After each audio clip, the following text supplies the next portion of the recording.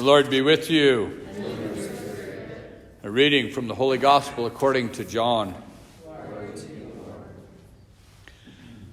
the first day of the week, Mary Magdalene ran and went to Simon Peter and to the other disciple whom Jesus loved and told them, "They have taken the Lord from the tomb. We do not know where they have put him." So Peter and the other disciple went out and came to the tomb.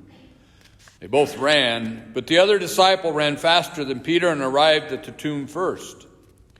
He bent down and saw the burial cloths there, but did not go in.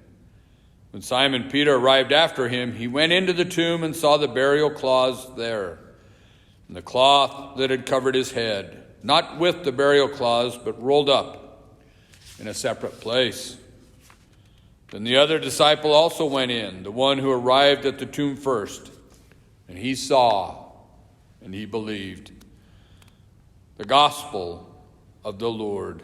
Praise to you, Lord Jesus Christ.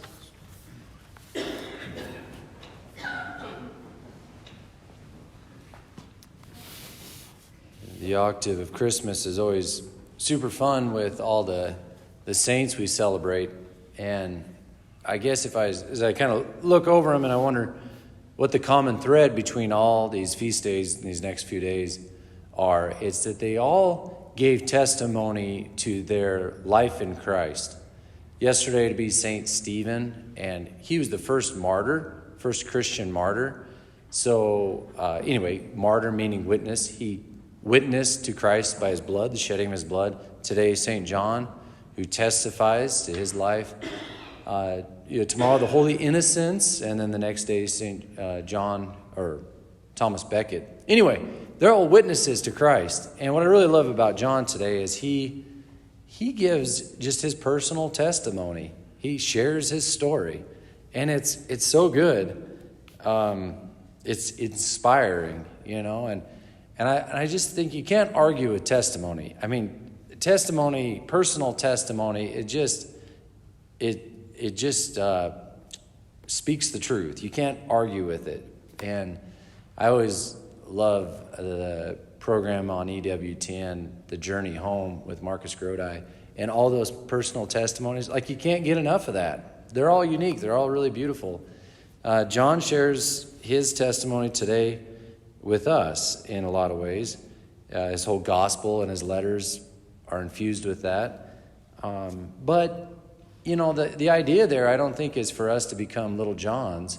It's for us to be inspired by his life and to share our testimony. We all have one. John's is dramatic. Thomas Becket's dramatic. St. Stephen's the same.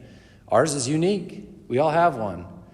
So maybe a quest this octave is like, what's your story? And share your story. It's personal, it's unique, and it sells Christ. It testifies to him, and it inspires all of us to